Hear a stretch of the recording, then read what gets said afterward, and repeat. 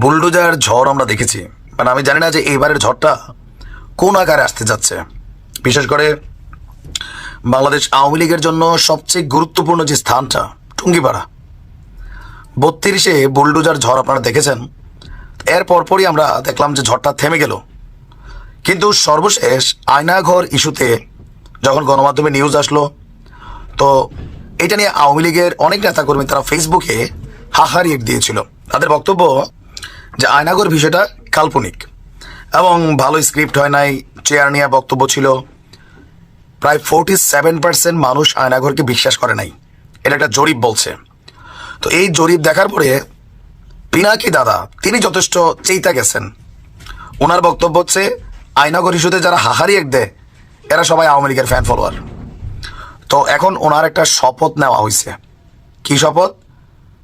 যে এই 32 ভাঙ্গার ইস্যুতে যারা সামাল দিতে পারে নাই তারা নতুন একটা চ্যালেঞ্জ দেয়। চ্যালেঞ্জটা হচ্ছে কি, যে টুঙ্গিপাড়া আওয়ামী লীগের যেই ঘর বলা হয় বা কি বলা হয় যে বঙ্গবন্ধুর সমাধি, সেই টুঙ্গিপাড়াকে ঘুরিয়ে দিয়ে ফ্যাসিবাদের শেষ চিহ্ন মুছে দিবে পিনাকি।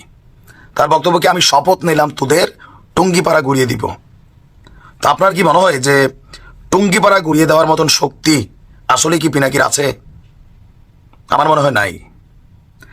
32 ভাঙার পরে ডক্টর ইউনূস সরকার যেই পরিমাণ সমালোচিত হয়েছে, দেশে বিদেশে মৌলবাদের উত্থান, নানান কিছু নিউজ হয়েছে। সরকার পরবর্তী সময়ে সেটা নিয়ে দুঃখ প্রকাশ করছে। ইভেন শেখ হাসিনাকে চুপ থাকতে বলছিল যে ভারত থেকে ওনার উস্কানির কারণেই এই ঘটনা ঘটছে, তবে বিষয়টা দুঃখজনক, এটা নিয়ে ব্যবস্থা নিবে সরকার। ওই মুহূর্তে এসে আবারও টুঙ্গিপাড়া যদি কোনো রকম ঘটনা ঘটে, সেই ঘটনাটা ডক্টর ইউনূস কি সামাল দিতে পারবেন? অথবা এখন যে পরিস্থিতি, এই পরিস্থিতিতে নতুন করে পিনাকি সবাইকে একত্রিত করে আবারও এই ঘটনাটা ঘটানোর মতন সক্ষমতা রাখেন? কারণ সরকার এখন খুব হার্ড লাইনে আছে। এর পাশাপাশি বিএনপি বলেন, অন্যান্য দলগুলো বলেন, কম বেশি সবাই কিন্তু 32-এর ঘটনা, বুলডোজার ঝড়, এগুলো নিয়ে আলোচনা সমালোচনা করেছিল। একটা পর্যায়ে এসে বিষয়টা সামাল দেওয়া যাচ্ছিল না। এখন আবার নতুন করে টুঙ্গিপাড়া ঘুরিয়ে দেওয়ার বা যে ঝড়ের কথা তিনি বলছেন, আবার একদিকে মনে হয় 32 নিয়েও তিনি কয়েক মাস আগে একটা বক্তব্য দিয়েছিলেন, ঘটনা ঘটাই দিয়েছেন তলে তলে। এইবারও আবার আওয়াজ টাওয়াজ ছাড়াই নাকি ঘুরাই দিবে। তবে এরকম কর্মকাণ্ডগুলো দেশে অস্থিতিশীলতা তৈরি করবে। ভবিষ্যতে অনেক কিছু হয়তো আমরা দেখব।